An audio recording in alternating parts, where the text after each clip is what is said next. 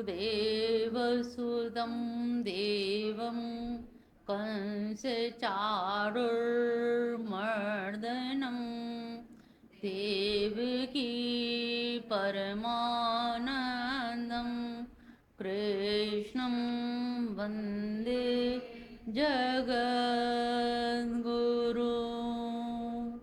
कृष्णं वन्दे जगद्गुरु कृष्णं वन्दे जगद्गुरु।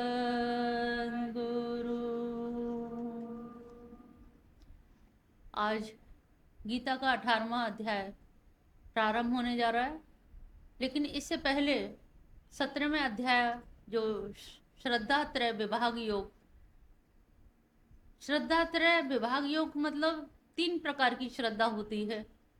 हम केवल एक श्रद्धा को श्रद्धा के अर्थ में लेते हैं, लेकिन भगवान श्री कृष्ण ने श्रद्धा का बड़ा मार्मिक और तात्विक विवेचन किया है कि श्रद्धा भी भिन्न भिन्न प्रकार की होती है। कोई किसी भाव से कार्य करता है, कोई किसी स्वार्थ से काम करता है, कोई परार्थ से कार्य करता है। तो जहाँ श्रद्धा त्रय बताई गई है 3 प्रकार की श्रद्धा। अब आगे हमारा जो 18वां अध्याय आता है मोक्ष योग, तो मोक्ष में भी उन्होंने मुख्य रूप से कर्म फल त्याग पर जोर दिया है कि हम कर्म तो करें लेकिन त्याग पूर्वक फल का त्याग करें। तो यहाँ भगवान श्री कृष्ण जहाँ सात्विक राजसिक तामसिक 3 श्रद्धा बतलाई हैं, उसी प्रकार से यहाँ पर जो कर्म है और संन्यास है उसकी भी 3 प्रकार से व्याख्या की गई है। अभी तक हमारे यहाँ समाज में जो संन्यास का प्रचलन था, तो वो प्रचलन तो पहले भी था, संन्यास गीता से पूर्व भी संन्यास था, लेकिन वो संन्यास कैसा था? ऋते ज्ञानान मुक्ति, कि बिना ज्ञान के मुक्ति नहीं होगी। और वो ज्ञान किसके लिए? मुझे अपने लिए ज्ञान ग्रहण करना है। और इसीलिए बृहदारण्यक के उपनिषद में याज्ञवल्क्य जी कहते हैं आत्मा व अरे द्रष्टव्य श्रोतव्य मंतव्य निधिध्यासितव्य। अब यहाँ पर आपने जो किया श्रवण मनन निधिध्यासन, अब ये सारा कुछ क्या हो गया? आपका व्यक्तिगत कल्याण के लिए हो गया। लेकिन आपने लोकहित में क्या किया?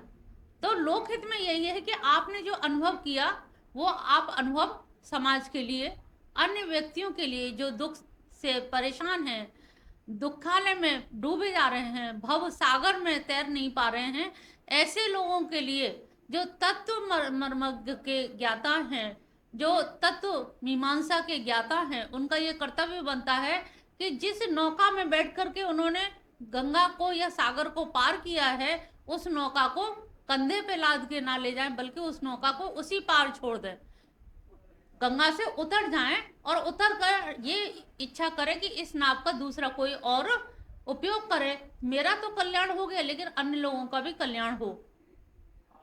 इसी भाव से, जो कल्याण के भाव से संन्यास होगा, तो उसी संन्यास की ओर भगवान श्री कृष्ण गीता में इंगित कर रहे हैं। अब यहाँ पर अर्जुन संन्यास की बात कर रहा था। अब जब संन्यास की बात कर रहा था तो अर्जुन को ये लगा जब मैं संन्यास ले रहा था तब भगवान को क्या दिक्कत थी? भाई मैं भी तो संन्यास की बात कर रहा था।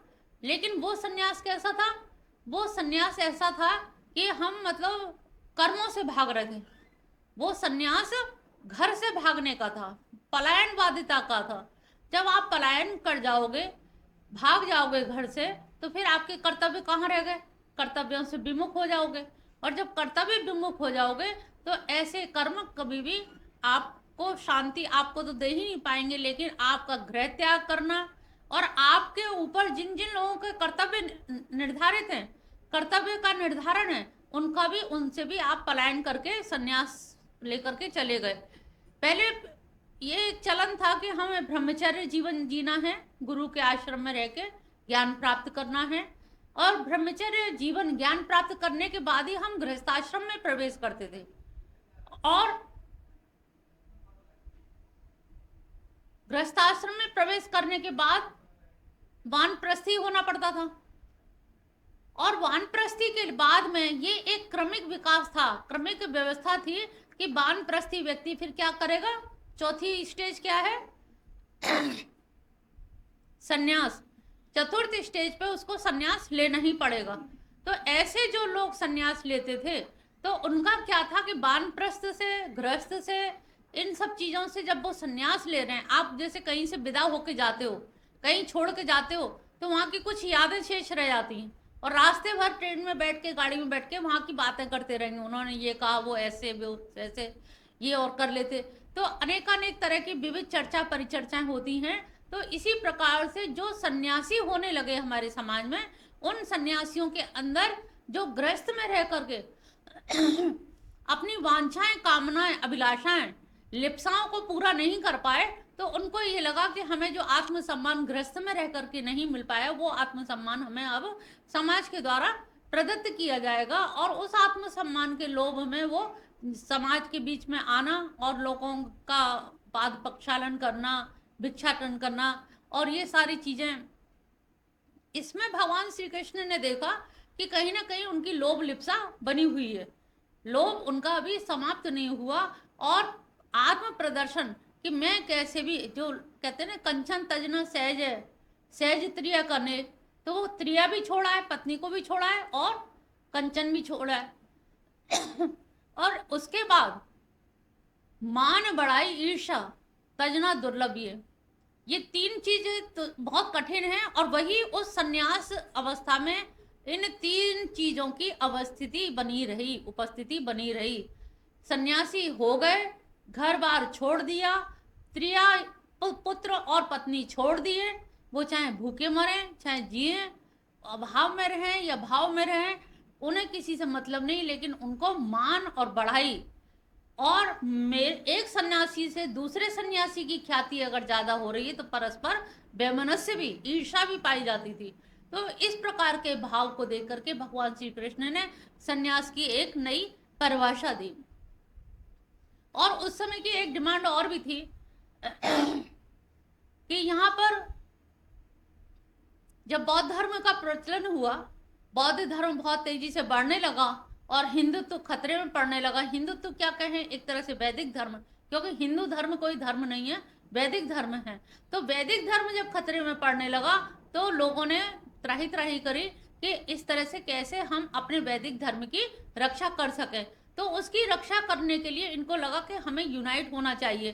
लेकिन अभी तक सन्यासी क्या थे, जंगल में अलग अलग भागा करते थे। कोई उस जगह गुफा बना के रह रहा, कोई और ऊंचाई पे गुफा बना के, कोई पहाड़ की सबसे ऊपरी शिखा देख रहा है। उनको लग रहा हम जितने ऊपर चढ़ते जाएंगे इस गुफाओं में हमारी प्रतिष्ठा उतनी ही और ज्यादा होगी। तो उस हिसाब से हर व्यक्ति अकेले अकेले अपना भजन तो कर रहा है, अकेले अकेले ध्यान साधना तो कर रहा है, समाधिस्थ हो रहा है, लेकिन वो कल्याण किसका कर रहा है, केवल अपना। तो यहाँ पर जब धर्म पर आघात पहुंचने लगा, बुद्धिज्म जब बढ़ने लगा, बौद्ध धर्म बहुत ज्यादा प्रगाढ़ रूप से पैर पसारने लगा, तब लोगों को लगा कि अरे हमारा वैदिक धर्म लुप्त हो जाएगा, तो हम सब सन्यासियों को एक जगह रहना चाहिए। अब एक जगह रहने के लिए कोई स्थान तो था नहीं, कोई गृह तो था नहीं, धर्मशाला थी नहीं, आश्रम उस समय थे नहीं। तो अब क्या करते, ये लोग टोल के टोल, तुमने देखा होगा तुम्हारे टाइम में भी ज्यादातर सन्यासी टोल में ही चलते थे, ग्रुप बना के, अकेले नहीं चलते थे। क्योंकि अकेले जाने में बुद्धिज्म वाले जो लोग थे वो मारा पीटा करते थे, या कोई कुछ कर ना दे, या मानहानि वाली बात है, ये अपमान ना कर दें, इसलिए ये लोग ग्रुप बना के जाते थे। और ग्रुप में क्या है, 8-10, अभी भी ये जो चतुर्मास होता है, चातुर्मास में भी ये लोग ग्रुप बना के ही जाते हैं, अपने शिविर कुटिया को छोड़ करके, अपने आश्रम को छोड़ करके गांव में जाते हैं, जिससे हमें अपना जो ज्ञान हुआ है वो ज्ञान समाज को या ग्रामीण अंचल में रहने वाले या जो जनता जनार्दन है, हम उनको ज्ञान दे सके, जिससे उनका भी कल्याण हो सके। क्यों हो सके, क्योंकि हमने भी उनका ऋण लिया है। आपकी जो उदर पूर्ति हो रही है वो भिक्षा कहाँ से आ रही है, गांव के भिक्षा जो आ रही है, आटा दाल चावल या जो भी आ रहा है वो आ तो गांव के लोगों से रहा है। अब आप तो ऋणी हो गए, आपका पेट भरा तभी तो साधना कर पा रहे हो, तो उस ऋण को कैसे उतारोगे। तो ये चातुर्मास की जो प्रक्रिया है, ये प्रवचन करने की जो प्रक्रिया है, एक प्रकार से जनता का ऋण उतारने की प्रक्रिया है। आपने हमें कुछ दिया और हमने आपको कुछ उसके बदले में ज्ञान दिया, हमारे पास और तो कुछ है नहीं, तन पे वस्त्र भी नहीं बहुत से सन्यासियों के। तो इस प्रकार से ये प्रक्रिया जो अलग अलग भिन्न भिन्न थी, उन्होंने एकजुट होने लगे। अब एकजुट होकर के जाएं कहाँ, तो ये लोग जंगल में जाने लगे। और जंगल में जब जाने लगे तो वहां पर कंकरीली, पथरीली और झाड़ियां इतनी। अब उन झाड़ियों में बचना भी था भाई। बुद्धिज्म जो फैल रहा था, बुद्धिस्ट जो थे बड़े कटु, उनके बुद्ध के अनुयायी थे, तो उनको ये लगा कि इनसे बचना भी है और छुप के अपना कार्य भी करना है, चिंतन मनन भी करना है कि आगे की योजना कैसे रखी जाए, वैदिक धर्म की रक्षा कैसे की जाए। इन सारे कार्यों के लिए उन्होंने एकजुट होकर के जंगलों में, जब झाड़ियों से निकलने लगे तो कहीं झाड़ी जब लग जाती है तो हमारे रक्त बहने लगा। और रक्त बहने में क्या हुआ कि हमने जो श्वेत वस्त्र पहन रखे थे, रक्त को हम वस्त्रों से ही पहुंचेंगे और तो कोई साधन था नहीं। तो धीरे धीरे वो रक्त से क्या हुआ, कपड़े उनके चितकबरे हो गए, लाल रंग के हो गए। तो पूरे लाल में तो नहीं रंगे, लेकिन सफेद पे लाल लाल, कहीं लाल ऐसा पुछा हुआ जो होता है ना, कैसा होता है, लंबी धारी सी बन जाती है। तो इस प्रकार से इन्होंने जंगल की यात्रा की और जंगल की यात्रा करके स्वयं को सुरक्षित रखते हुए वैदिक धर्म की सुरक्षा करने के लिए इन्होंने अपने आप को बचाया।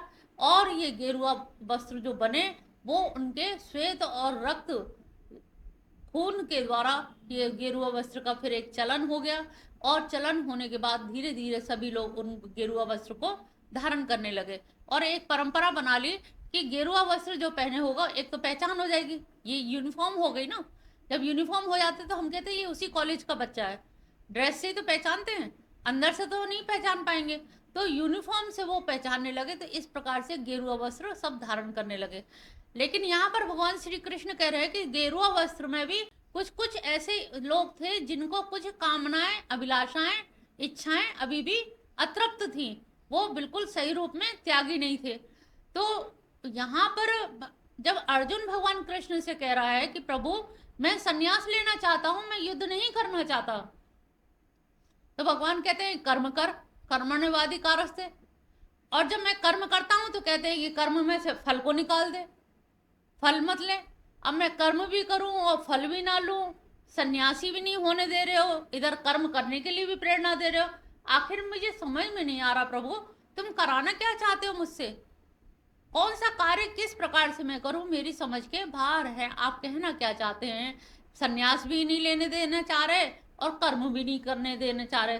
तब फिर अब भगवान उनको समझाते हैं सही ढंग से कि दरअसल ये इतना सूक्ष्म विश्लेषण है, इतना सूक्ष्म निरीक्षण है जिसके द्वारा तुम समझ सकोगे, अन्यथा तुम ऐसे ही चले जाओगे। और तुम्हारे माध्यम से ही, गीता के माध्यम से हम सबको भी समझने में आसानी होगी कि हम त्याग और सन्यास को एक ही समझते हैं। यहाँ पर भगवान ने सन्यास को अलग बताया और त्याग को अलग बताया। त्याग, सन्यास क्या होता है, सम्यक प्रकार से न्यास कर देना, अच्छे ढंग से, यानी कि योजनाबद्ध तरीके से। जब हम कहते हैं ना हम सन्यास ले रहे हैं, तो बड़ा भंडारा करते हैं, लोगों को आह्वान करते हैं और घर से विदाई लेते हैं कि हम सन्यास ले रहे हैं, भिक्षाटन करते हैं। और त्याग क्या है? त्याग ऐसा है कि स्वतः ही चीज अलग हो जाती है, छोड़नी नहीं पड़ती। जैसे खरबूजे तरबूजे पक जाते हैं तो वो डाल से अपने आप ही अलग हो जाते हैं। पका हुआ आम स्वतः ही गिर जाता है, हमें गिराना नहीं पड़ता। तो ये स्वतः जो प्रक्रिया होती है यही सही रूप में त्याग है। त्याग ना पड़ा तो इसमें क्या आ गया? अहम वृत्ति आ गई कि मैंने त्यागा। बहुत सारे सन्यासी होते हैं ना, मैंने ये त्यागा।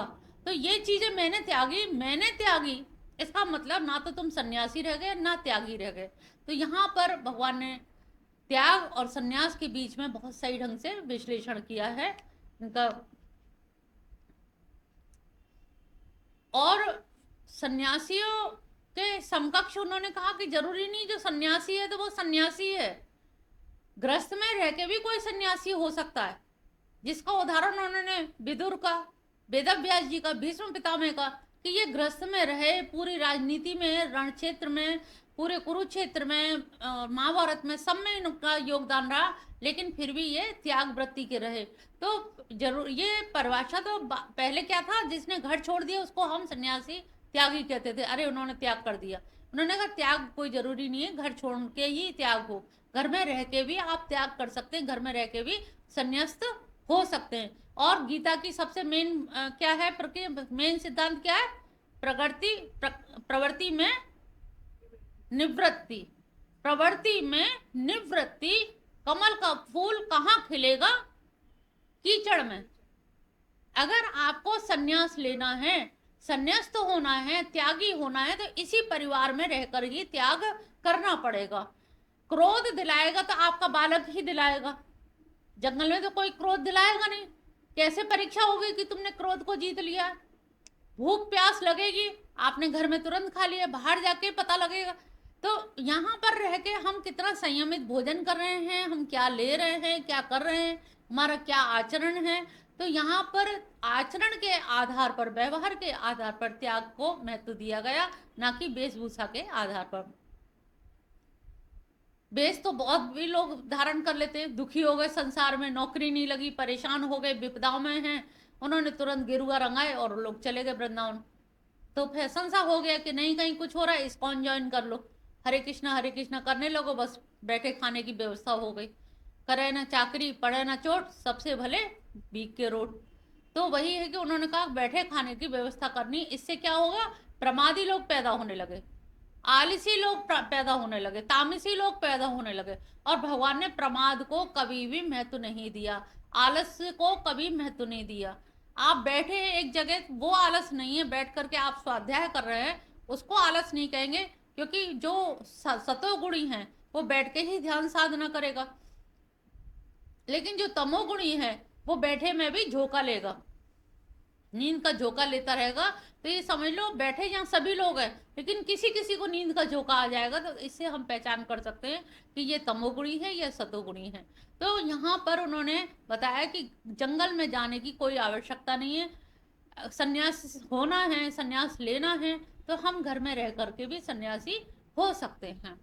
तो प्रवृत्ति में निवृत्ति लानी है, यही कला भगवान श्री कृष्ण ने प्रारंभ से लेके आखिरी मोक्ष योग तक उसी प्रक्रिया को, सिद्धांत को लेकर के आए हैं। प्रथम श्लोक का स्वर वाचन करेंगे सभी लोग। अर्जुन उवाच संन्यासस्य महाबाहो तत्त्वमिच्छामि वेदोतं त्यागस्य च ऋषिकेश पृथक् केशिनिषूदन। अर्जुन ने कहा, महाबाहो,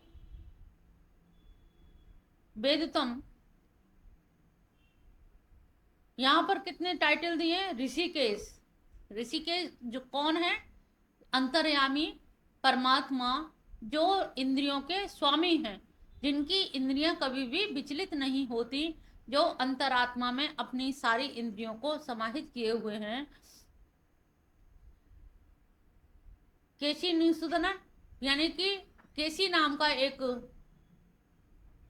राक्षस था, और केसी नाम के राक्षस के अंदर जब वो दैत्य आया सब ग्वाल वालों को परेशान करने के लिए, तो भगवान ने हाथ को ककड़ी की तरह से बना करके उसके मुंह में हाथ डाला और हाथ से घुमा के उस तरह से उसका अश्व रूप में घोड़े का रूप बना करके आया और बच्चों के बीच में, ग्वाल वालों के बीच में खेलने लगा। भगवान तो अंतर्यामी है, तो उन्होंने केशिनुदा।